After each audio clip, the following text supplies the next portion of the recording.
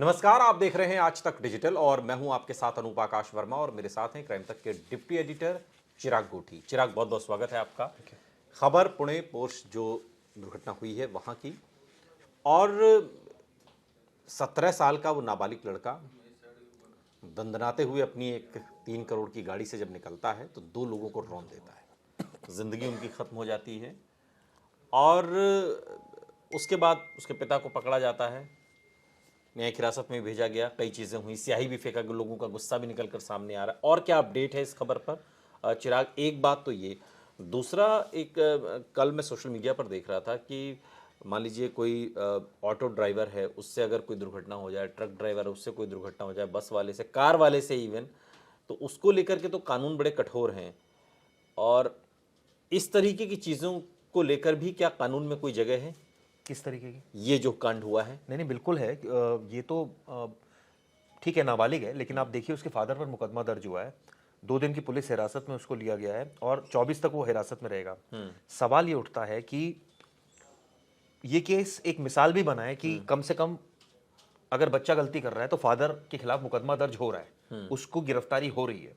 Plus उसके खिलाफ तो जुवेनाइल जस्टिस बोर्ड में चल ही रहा है मामला।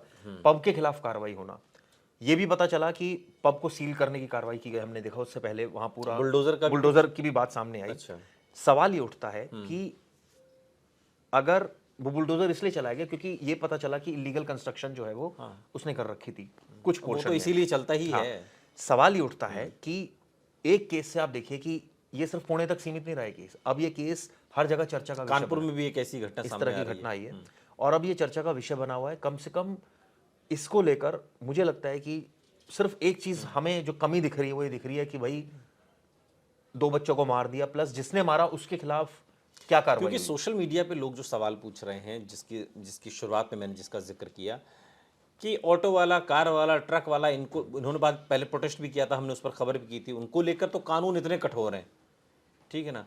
तो यहाँ जब इस तरीके का कांड हो जा रहा है, 17 साल का एक लड़का जो 48,000 की शराब पीकर और अपनी 3 करोड़ की गाड़ी से 2 लोगों को रौंद देता है, वहाँ पर कानून कितने कठोर हैं, इसको लेकर लोग सोशल मीडिया पर सवाल कर रहे हैं। नहीं इसमें क्योंकि तुलना होने लगी है ना कि वहां तो एक टक्कर हो रही है, तो आप उनसे हर्जाना भी वसूला जा रहा है, गाड़ी भी जब्त हो रही है, उनसे जेल भी हो रही है उन्हें 8-10 साल की। तो इसमें भी ये हो रहा है, ऐसा नहीं है। देखिए कानून तो एक ही है, लेकिन डिपेंड करता है कि अगर कमर्शियल व्हीकल है और वो एक्सीडेंट करता है तो उसके लिए थोड़े से क्लॉजेस अलग बन जाते हैं, पहली बात। दूसरी बात, जहां तक बात है, अगर जुवेनाइल वहां भी चला रहा होगा तो उसको भी यही इसको हम रिलैक्सेशन नहीं कहेंगे, एक कानूनी प्रावधान इसको बोलेंगे। तो ऐसा नहीं है कि कोई फर्क है, एक्सीडेंट वहां कर रहा है तो वो अलग है, नहीं। अच्छा, क्या इसमें कुछ इस तरीके का होता है जैसे हालांकि निर्भया केस में हमने देखा था, वो हालांकि एक वो अलग केस है, लेकिन उसमें भी एक दोषी को इस वजह से रिलैक्सेशन मिल गई थी क्योंकि उसकी उम्र, वो नाबालिग था। तो नाबालिग को भी क्या कई केसेस के हिसाब से कैटेगराइज किया जाता है क्या? रेप के केस को अलग तरीके से देखा जाता है, हत्या के केस को अलग से तरीके से देखा, गैर इरादतन हत्या को अलग तरीके, इसमें भी कुछ तब वो होते कि बहुत क्लियर कट कानून है इसको लेकर, हीनियस और नॉन हीनियस। अब अगर जुवेनाइल है वो हीनियस क्राइम कर रहा है तो उसका ट्रीटमेंट का जुवेनाइल, फिर वो बात आपकी ठीक है, लेकिन कानून की दृष्टि में कानून इमोशन से नहीं चलता। हाँ, कानून में मेरिट पर चलता है, कानून एज पर चलता है। अगर जो एज है उसके हिसाब से कानून, और ये कानून हमने और आपने नहीं बनाया, ये पार्लियामेंट ने बना रखा है कानून। इसमें अगर बदलाव करना होगा तो निश्चित रूप से पार्लियामेंट करेगी। जहां तक बात है, जजेस जो मुकदमा दर्ज होता है, पुलिस जो करती है उसके बेसिस पर कन्विक्शन लीड करते हैं या एक्विटल करते हैं। ये बात सही है कि अगर जुवेनाइल है उसमें अगर कैटेगरी अलग है, जैसे आपने सवाल पूछा, रेप है या एक्सीडेंट है या मर्डर है या कुछ और है, कुछ प्रावधान डिफरेंट है, लेकिन ऐसा नहीं है कि बहुत हार्श प्रावधान है, क्योंकि जब उसको जुवेनाइल ट्रीट कर दिया है तो फिर हमें याद है निर्भया केस में क्या हुआ था, एक जुवेनाइल था बिल्कुल, और ये कहा जा रहा था सबसे ज्यादा जाति उसने करी थी, लेकिन आप देखिए उसको 3 साल तक वो रहा जुवेनाइल जस्टिस ऑब्जर्वेशन होम में, और उसके बाद उसको किसी दूसरे स्टेट में सेटल कर दिया गया। ऐसा कहा जाता है कि वो यहाँ रहता भी नहीं है। तो ये बात है, लेकिन अब जैसे हमने एक दिन पहले वीडियो में ये भी डिस्कस किया था कि जुवेनाइल की अब क्या परिभाषा क्या रह गई है। पहले वाला जुवेनाइल अब जुवेनाइल नहीं रह गया है, अब जो जुवेनाइल है वो डिफरेंट है। यहाँ तो एक ऐसे वर्ल्ड में आए जहाँ सोशल मीडिया इतना एक्टिव है, जहाँ मोबाइल बहुत एक्टिव है, जहाँ OTT अब इतना सुपर फास्ट चल रहा है, अब तो न्यूडिटी इतना परोसी जा रही है, तो मूवी पर लिख दिया जाता है न्यूडिटी, तो कहने का मतलब है अब वैसी वाली स्थिति नहीं है, और बच्चा तो अब साथ में बैठ के मूवीज देखता है और वो सवाल भी करता है और उसको जवाब भी देना बनता है। तो अब तो बहुत ज़्यादा एजुकेशन सिस्टम में डिफरेंस आ गया है, सेट ऑफ माइंड में डिफरेंस आ गया है, परिस्थितियों में बहुत फ़र्क है। पहले आप अपनी और हमारी बात कीजिए, क्या हमारे टाइम में इतना ओपन कल्चर था जो अब है? अब बहुत ज़्यादा ओपन कल्चर है, अब बहुत ज़्यादा OTT इतना अवेलेबल है। अब तो लोग, मुझे लगता है, केबल नहीं देखते, अब तो यूट्यूब देखने में ज़्यादा बिलीव करते हैं, वो इंटरनेट पर जाके सर्फ करते हैं जो उनको देखना होता है। तो इस वजह से ये कहा जा सकता है कि सिचुएशन ऐसी है कि आज का बच्चा अब जल्दी मैच्योर हो रहा है, और इस वजह से मुझे लगता है कानून के प्रावधान चेंज होने चाहिए। क्योंकि बच्चे की गलती की सजा बाप को भुगतनी पड़ रही है, अब बाप को क्या क्या भुगतना पड़ेगा इसमें? देखिए, इसमें जो उनके ऊपर केस लगा है वो लगा है डिस्ट्रक्शन ऑफ एविडेंस भी लगा है इसमें जो केस ये लगा है कि उन्होंने अपने बच्चे को एक तो गाड़ी क्यों दी, एक तो ये सेक्शन बनता है कि भाई जिसमें नेग्लिजेंस का सेक्शन बनता है कि आपकी लापरवाही से ये हुआ। फॉर एग्जाम्पल, मान लीजिए बच्चा अगर कुछ गलत करता है तो उसके माँ बाप से बात की जाती है ना, यार अपने बच्चे को समझाइए। सही बात है, बिल्कुल सही इसलिए जवाबदेही तय की जाती है ताकि वो उसको कंट्रोल में रखे। फर्स्ट जिम्मेदारी उसकी है, पेरेंट्स की। तो इसी सेंस में कि भाई आपने दी, उसके बाद एक्सीडेंट हुआ, उससे एक दो लोगों की मौत हुई, तो जाहिर तौर पर लापरवाही से हुई मौत का मुकदमा चलता है। हाँ, ये बात सच है कि वो डायरेक्टली इन्वॉल्व नहीं है एक्सीडेंट में, वो सिर्फ इतना दोषी है कि उसने एक कार दी, एक जुवेनाइल को कार दी। अब उसके बाद लाइसेंस है नहीं, ये भी चेक करना पड़ेगा, प्लस वो शराब के लाइसेंस तो नहीं होगा, शराब के नशे में भी था वो।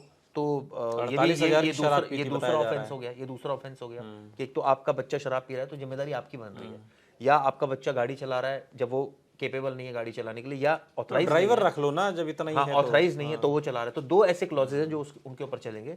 और जहां तक बात है कि डायरेक्ट एक्सीडेंट से मौत होना, वो शायद नहीं चलेगा, क्योंकि वो तो डायरेक्ट एक्सीडेंट तो उन्होंने नहीं किया है, लेकिन ये दो क्लॉज तो जरूर चलेंगे। ठीक है। क्या जुर्माने का भी इसमें कोई सिस्टम होता है? बिल्कुल, जुर्माने का होता ही है इसमें। जैसे मोटर एंड व्हीकल एक्ट में जो नया आया था उसमें था कि भाई जुर्माना भी देना पड़ेगा, तो इसमें क्या लेवल है जुर्माने? इसमें भी जुर्माने का प्रावधान है, क्योंकि लेकिन ये तो बहुत लेटर ऑन स्टेज है कि पहले तो आप मुकदमा दर्ज हुआ है। क्योंकि जो पीड़ित परिवार हैं, जिनके घर भाई जिनका घर का चश्मो चिराग गया है, वो लोग बहुत नाराज हैं और वो लोग बिल्कुल कह रहे हैं कि हमें न्याय चाहिए। देखिए, बात ठीक है, इसमें एक MACT का प्रोविजन होता है, मोटर व्हीकल एक क्लेम ट्रिब्यूनल जिसको कहते हैं। ठीक है। उसमें आप एक अलग से पिटीशन डलती है, एक तो क्रिमिनल केस चलता है, वो अलग पिटीशन डालनी पड़ती है क्लेम के लिए, वो सेटल करती है मोटर व्हीकल क्लेम ट्रिब्यूनल जो होती है, उसके आधार पर होता है। वो भी होता है, वो तो हर एक्सीडेंट केस में होता है। तो इसमें भी वो चलेगा ही। लेकिन जहां तक अब सरकारी मदद है, वो तमाम मदद जो चल रही है। लेकिन ये जो घटना हुई है अनूप, इससे एक चीज तो बहुत सही दिशा में गई कि कार्रवाई हुई जितनी हो सकती थी। अब जुवेनाइल का उसको रिलैक्सेशन मिला, ये बात ऑब्वियसली बहुत सारे लोगों को, या ये कहें कि 90% से भी ज्यादा लोगों को ये बात अकर रही है कि क्यों उसको, क्यों रिलैक्सेशन, जब एक्सीडेंट ही उसी ने किया है। उसके फादर की तो गलती है ही, एक्सीडेंट करने वाला वो है, शराब पीने वाला वो है, शराब पी रहा है, सारी चीज़ें हैं, तो अब उसको, लेकिन वही है, हर चीज़ें नियम कायदे कानूनों से और उससे बंधी रहती सिस्टम से, और उसके मुताबिक अभी वो नाबालिग है। ये अलग बात है कि वो 48,000 की शराब पी रहा है, 3 करोड़ की गाड़ी चला रहा है, लेकिन अनु इसमें एक चीज और ऐड ऑन करना चाहूंगा कि इसमें ये भी इस मुद्दे पर भी बहस हो रही है कि क्या इसको एज अ जुवेनाइल की जगह इसको एडल्ट की तरह ट्रीट करें। इसको लेकर भी कानूनी रस्साकशी बहुत चल रही है, क्योंकि कुछ पिटिशंस इसमें पुलिस भी मूव करने का प्लान कर रही है, कुछ कर भी दिए उन्होंने। तो ये एक और एस्पेक्ट है। अगर ऐसा हो जाता है तो फिर पूरे क्लॉजेस बदल जाएंगे। आप समझिए, अगर वो एज अ एडल्ट उसको ट्रीट कर लिया जाएगा, यानी जिसने एक्सीडेंट किया है, तो फिर उसको IPC के तहत जो प्रोविजन होते हैं, तब तो फिर तो उस तरीके से बिल्कुल मुकदमा चलेगा उस तरह से। चलिए, बहुत बहुत शुक्रिया चिराग इस तमाम जानकारी के लिए आपका। यहाँ रुक रहे हैं, लेकिन आप कहीं जाइएगा नहीं, बने रहिए हमारे साथ, देखते रहिए आज तक डिजिटल।